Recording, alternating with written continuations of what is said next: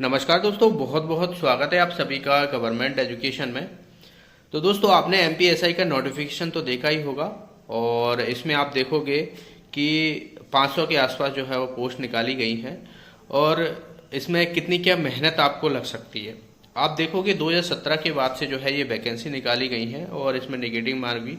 आगे मैं आपको बताऊंगा क्या कैसा पैटर्न रहने वाला है, सिलेबस रहने वाला है और पीएससी का आप कंपैरिजन करोगे तो आप किन पीएससी हो गया और एमपीएसआई हो गया, इन दोनों में से किन चीज़ों को प्रेफर कर सकते हो और किन लोगों को एडवांटेज रहने वाला है इस एग्जाम में।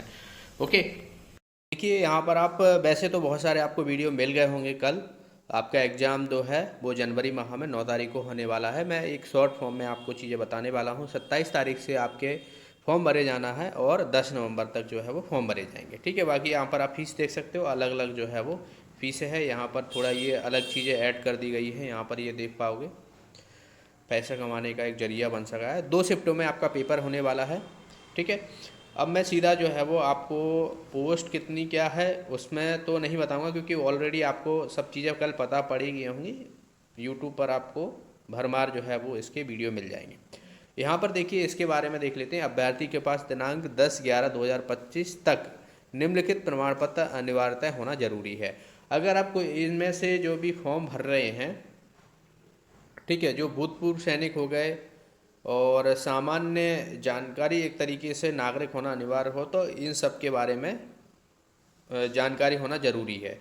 और ये फॉर्म जो है आप देखोगे 10 तारीख नवंबर तक जो है वो ये फॉर्म जो भरे जाना है उस तारीख तक आपके सारे प्रमाण पत्र होना जरूरी है। जैसे आयु हो गया, उसमें छूट, शिक्षा, भूतपूर्व सैनिक यदि लागू हो तो ये सब जो है वो सर्टिफिकेट होना आपके पास होना चाहिए। आगे इनको देख लेते हैं। इसमें क्या लिखा है, ऐसे अभ्यर्थी जो मध्य प्रदेश के स्थायी यानी डोमिसाइल नहीं है, सिर्फ अनरिजर्व कैटेगरी अतिरिक्त रिक्त पदों होते ही अपना आवेदन प्रस्तुत कर सकेंगे। तो इसमें कोई भी शक की बात नहीं है और ना ही कुछ ऐसा है। तो जिनकी 33 वर्ष आयु होना अनिवार्य है। ठीक है, अनरिजर्व कैटेगरी के हो गए और बाहर के जो अभ्यर्थी हैं अदर स्टेट के। यहाँ पर आप देखोगे कि न्यूनतम शैक्षणिक योग्यता की बात की गई है यहाँ पर।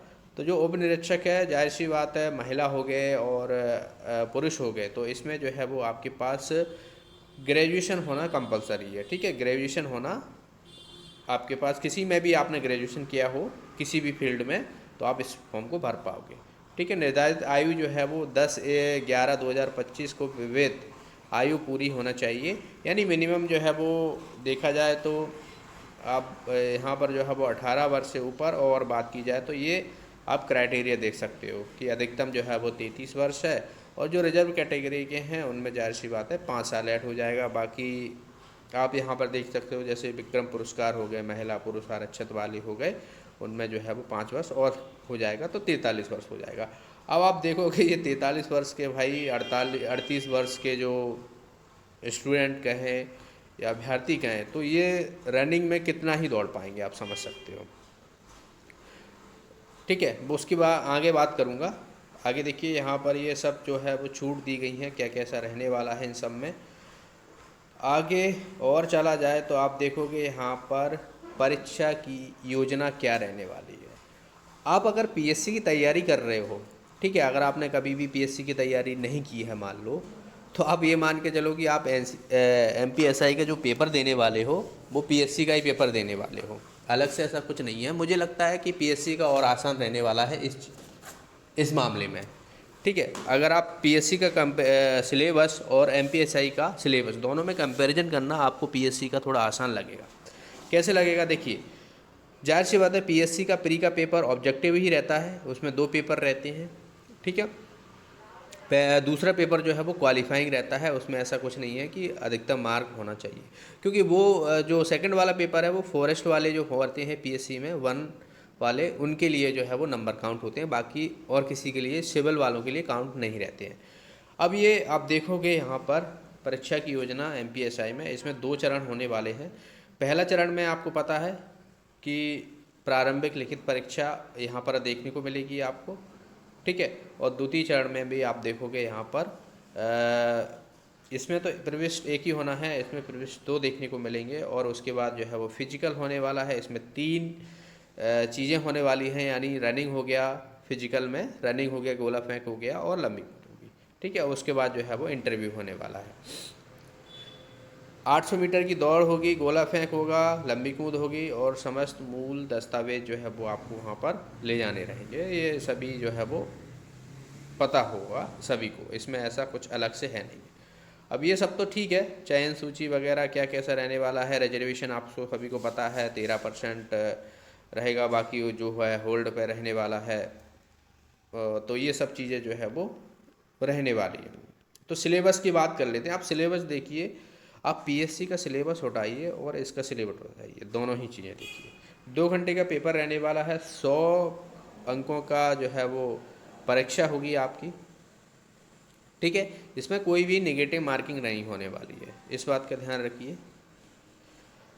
अब आप देखोगे यहाँ पर हिंदी होगी, अंग्रेजी होगी, भूगोल, इतिहास, विश्लेषणात्मक क्षमता होगी, विज्ञान हो गया, नागरिक शास्त्र होगी, कंप्यूटर, तार्किक और करेंट अफेयर्स। ये सब जो 10 से यहाँ पर आप टॉपिक देख रहे हो, इनसे संबंधित आपके प्रश्न रहने वाले। टॉपिक कहा जाए या सब्जेक्ट भी, जैसे हिंदी इंग्लिश हो गया, तो इनमें देखने को मिलेंगी।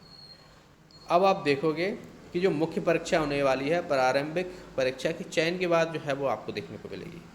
ठीक है, जो लोग प्रारंभिक परीक्षा में सेलेक्ट होंगे उसके बाद जो है वो मेंस देखने को मिलेगा। मुख्य परीक्षा 2 अलग अलग सत्रों में आयोजित की जाएगी, जैसे कि अनुसूची 4 काम में निर्दिष्ट है। देख लेते हैं। प्रत्येक प्रश्न पत्र अधिकतम 300 अंक का होगा, जिसकी अवधि 2 घंटे की होगी। 300 अंक का प्रश्न पत्र होगा और अवधि जो है वो 2 घंटे की रहने वाली है। द्वितीय चरण के अंतर्गत शारीरिक मापदंड परीक्षा वगैरह ये सब जो है वो परीक्षण वगैरह ये सब तो बाकी इंटरव्यू वगैरह ये सब मेंस होने के बाद होगा। अब देखिए, मुख्य परीक्षा की बात की यानी मेंस की बात की जाए, 2 घंटे 300 अंक, खंड 2 रहने वाले हैं इसमें। खंड 1 में जो है वो 150 अंकों का रहने वाला है, जिसमें जो है वो प्रत्येक खंड में वस्तुनिष्ठ प्रश्न पूछे जाएंगे। तो यहाँ पर पीएससी के मुकाबले एक चीज़ आपको देखने को मिलेगी, पीएससी में जो मेंस रहता है वो रिटर्न रहता है।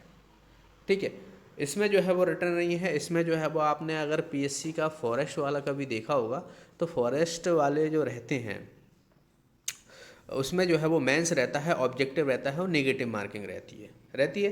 तो वही चीज़ें आपको यहाँ पर देखने को मिलेंगी।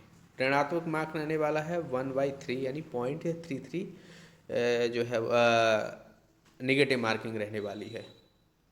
ठीक है, तो ये चीज़ें हैं, ये बहुत अच्छा है कि नेगेटिव मार्किंग है मेंस में। आगे देखिए, यहाँ पर जो प्रश्न छोड़ दिए हैं उनके लिए कोई ऋणात्मक अंक नहीं रहने वाला है। तो जो प्रश्न नहीं बन रहे हो और ज़बरदस्ती आप लगाओगे तो नेगेटिव मार्किंग में जाएंगे, तो जो नहीं बन रहे हैं उनको छोड़ना है। आगे देखिए, यहाँ पर दूसरा प्रश्न पत्र भी 150 अंक का रहने वाला है, इसमें भी नेगेटिव मार्किंग रहने वाली, तो सेम ही रहने वाला है। ओके, अब ये आप देखोगे कि खंड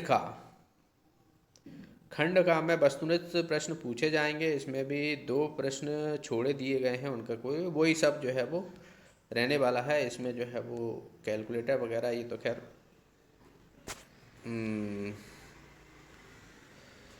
नहीं रहने वाला है, मतलब अलाउ ही नहीं हो, सीधी सी बात है। ये आप सिलेबस देख लो भाई, सिलेबस आप देखोगे ये सब, तो भाई जो लोग पीएससी की तैयारी कर चुके हैं या कर रहे हैं, ये आप सिलेबस देखोगे उनको बहुत अच्छा एडवांटेज होने वाला है, खासकर पीएससी के जो अभ्यर्थी हैं उन्हीं को। बाकी लोगों ने इतनी तैयारी नहीं की है। बाकी लोग जो मध्य प्रदेश में ईएसपी की तैयारी करते हैं ना, ईएसपी की परीक्षा में जो होती हैं, वो इतना डिटेल में नहीं पढ़ते हैं, क्योंकि ऑब्जेक्टिव रहता है। ठीक है, और बात की जाए तो इतना कुछ चीज़ें नहीं पूछी जाती हैं वहाँ पर। ये सब जो है वो आप पीएससी में बहुत सारी चीज़ें कवर हो जाती हैं, तो उनके लिए एडवांटेज होने वाला है। ये वाला आप सिलेबस देखिए, ये भी ठीक है, ये आप देखिए, बहुत सारी चीज़ें तो भाई पीएससी वालों के लिए अच्छे से जो है वो कवर हो जाएंगी। ये पूरा आप देखिए, साइंस एंड टेक्नोलॉजी जो है, करंट अफेयर्स हो गया, ये सब जो है वो पूछी जाती हैं, ये बहुत अच्छी बात है। लेकिन यहाँ पर कुछ चीज़ें जो है वो अलग ही चीज़ें देखने को मिलेंगी, जो सभी के लिए नया रहने वाला है। ठीक है, तर्क और अंकों का व्याख्या 150 अंक, इसमें जो है वो मैथ्स रहने वाला है, तो मैथ्स जिनका स्ट्रॉन्ग है उनके लिए एडवांटेज रहने वाला है भाई। ये सब चीज़ें हैं, तो ये पैटर्न रहने वाला है। उसके बाद आपका जो है वो एसआई में सिलेक्शन देखने को मिलेगा। और फिजिकल में जैसा कि कांस्टेबल के मार्क्स रहने वाले हैं रनिंग में, वैसे ही जो है आपको यहाँ पर देखने को मिलेगा। 800 मीटर दौड़ 40 अंक एक अवसर मिलेगा, लंबी कूद हो गया, गोला फेंक हो गया, इन सब में जो है वो आपको 3-3 अवसर मिल जाएंगे। तो 100 अंक का रहने वाला है। जो जितने अंक ले आएगा उतना जो है वो अच्छा मार्क्स यहाँ पर कहलाएगा, देखने को मिलेंगे। जैसे कि पुरुष की बात की जाए तो यहाँ पर आप देखोगे कि अगर मान लो किसी ने 3 मिनट में दौड़ पाया है, 3 मिनट में 800 मीटर की कवर की है, तो यहाँ पर तो उसे 10 नंबर जो है वो आसपास मिल जाएंगे। ठीक है, अगर और अच्छे से दौड़ता है, मान लो 2:40, पहले जो रनिंग होती थी 2:40 होती थी, ठीक है ना, 2:40 मतलब हो जाएगा अपना 120 और 160 के आसपास, है ना, 168। तो ये आप देखोगे 20 अंक के आसपास जो है वो देखने को मिल जाएंगे। और भाई जो लोग पहले से मतलब 2017 के बाद से अभी तक तैयारी में लगे हुए हैं, वो मान लो उस टाइम पे 21-22 साल के होंगे, क्योंकि जाहिर सी बात है ग्रेजुएशन जो है वो आप 21-22 साल में भी होती है। अगर औरों के मुकाबले देखा जाए तो ये नॉर्मल जो है वो ऑन एन एवरेज मान के चलते हैं कि 21 साल जो है वो डिग्री हो जाती है 21 साल में किसी भी विद्यार्थी की। अब वो कितने साल हो गए, 8 साल बाद निकली है, तो 30 साल के आसपास आप मान लो। 30 साल का जो भी होगा वो क्या 20-21 साल के मुकाबले दौड़ पाएगा? नहीं दौड़ पाएगा। तो इस जो फिजिकल में एडवांटेज होने वाला है वो जो नए नए लौंडे हैं उनको होने वाला है। तो ये चीज़ें हैं। तो ठीक है, ऑल ओवर देखा जाए तो अच्छा है। पीएससी वालों को थोड़ा एडवांटेज मिलेगा, और पढ़ने वालों को तो देखा ऐसा है, पढ़ने वाले कहीं भी पढ़ लेते हैं, कुछ भी पढ़ लेते हैं। पढ़ने वालों के लिए कोई भी ना तो पीएससी माने रखता है ना ही एसआई माने रखता है।